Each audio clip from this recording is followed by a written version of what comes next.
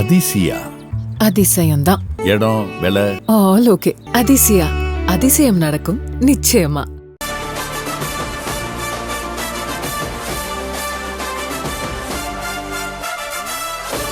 மதுரை எலியார்பத்தி சுங்கச்சாவடியில் வாகனங்கள் அணிவகுத்து நிற்கின்றன. பாரபத்தியில் நடைபெறும் தாவேகா மாநாட்டுக்காக வாகனங்கள் அதிக அளவில் வந்து கொண்டிருக்கின்றன. எலியார்பத்தி சுங்கச்சாவடி முன்பு ஒரு வழி பாதையில் வாகனங்கள் ஊர்ந்து செல்லக்கூடிய காட்சிகளை நாம் பார்க்கிறோம். கூடுதல் தகவல்களை வழங்குவதற்காக செய்தியாளர் ரமேஷ் இணைந்திருக்கிறார். ரமேஷ், அங்கு என்ன நிலவரம்? வேதவள்ளி மதுரை பாரபத்தி பகுதியில இன்று தமிழக வெற்றி கழகத்தின் மாநில 2வது மாநாடு இன்று நடைபெற இருக்கிறது. இதற்காக இன்று காலை முதலேயே ஏராளமான வாகனங்கள் இந்த மாநாட்டிற்கு வந்து கொண்டிருக்கின்றன. இந்த மாநாட்டிற்கு வரக்கூடிய வாகனங்களை நிறுத்துவதற்காக வசதியாக 3 இடங்களில் இந்த பார்க்கிங் வசதியானது ஏற்படுத்தப்பட்டிருக்கிறது. இந்த நிலையில் நாம் பார்த்து கொண்டிருக்கக்கூடிய இந்த எலியார்பத்தி சுங்கச்சாவடி என்பது மதுரை விமான நிலையத்தின் பின்புற பகுதியில் இருந்து வரக்கூடிய சாலை. மதுரை மாநகர் மற்றும் வட மாவட்டங்களிலிருந்து வரக்கூடிய வாகனங்கள் இந்த வழியாகத்தான் உள்ளே வருகின்றன.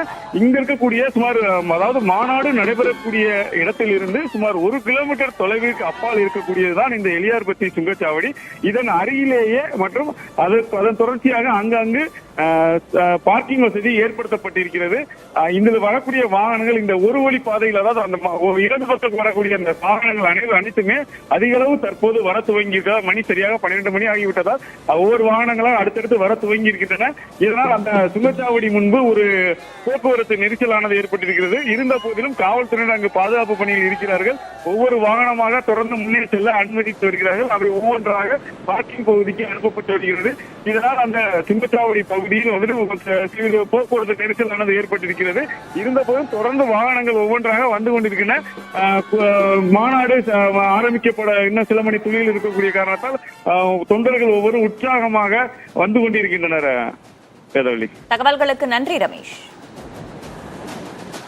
தாவேகா மாநாட்டிற்காக வரும் விஜய்க்காக தொண்டர்கள் பலர் தங்கள் கைகளாலேயே செய்த நினைவு பரிசுகளை கொண்டு வந்திருக்கிறார்கள். கன்னியாகுமரியைச் செய்த தொண்டர் ஒருவருடன் நமது செய்தியாளர் சுரேஷ்குமார் நடத்திய கலந்துரையாடலை பார்க்கலாம்.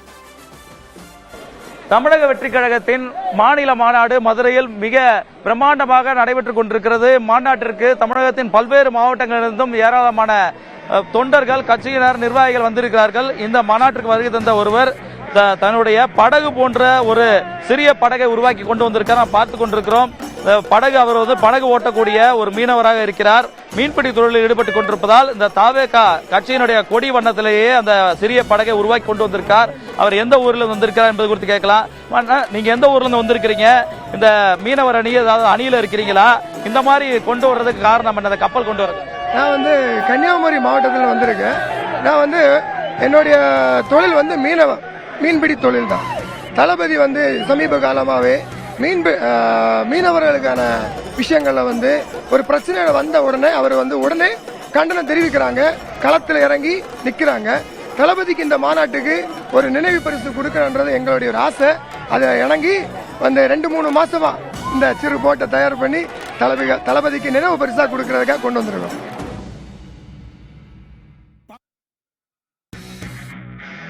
தாவேகா மாநாட்டிற்கு குழந்தைகளுடன் வந்தவர்கள் மிகுந்த சிரமத்திற்கு ஆளாகினர். கொளுத்திய வெயிலில் ஒதுங்குவதற்கு சிறிது நிழல் கூட இல்லாததால் பல குழந்தைகள் வீறிட்டு அழுதன.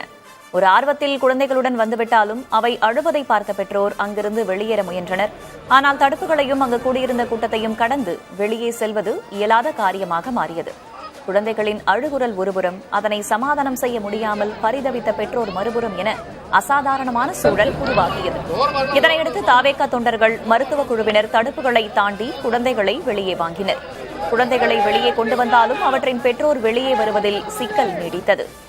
அதனால் முதலில் குழந்தைகளை சமாதானப்படுத்தியவர்கள் பிறகு இருக்கைகளை ஒன்றன் மீது ஒன்றாக போட்டு பெற்றோரை தடுப்புகளை தாண்டி வரச் செய்தனர். சிலர் குழந்தைகளை மட்டும் ஒப்படைத்துவிட்டு பின்னர் கூட்டத்தை கடந்து வெளியே வந்தனர். குழந்தைகளுடன் வந்தவர்களை மாநாட்டு திடல் நுழைவு வாயிலேயே தடுத்து நிறுத்தியிருந்தால் இதுபோன்ற அசாதாரணமான சூழலை தடுத்திருக்கலாம்.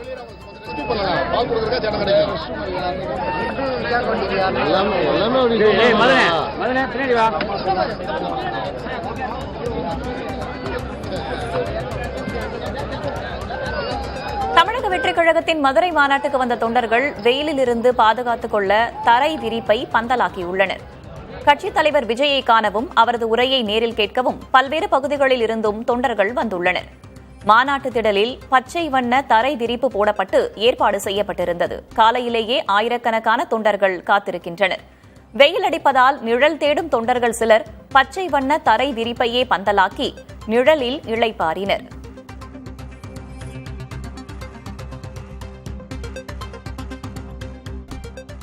அதிசயா அதிசயம்தான். இடம் விலை ஆல் ஓகே. அதிசயா, அதிசயம் நடக்கும் நிச்சயமா.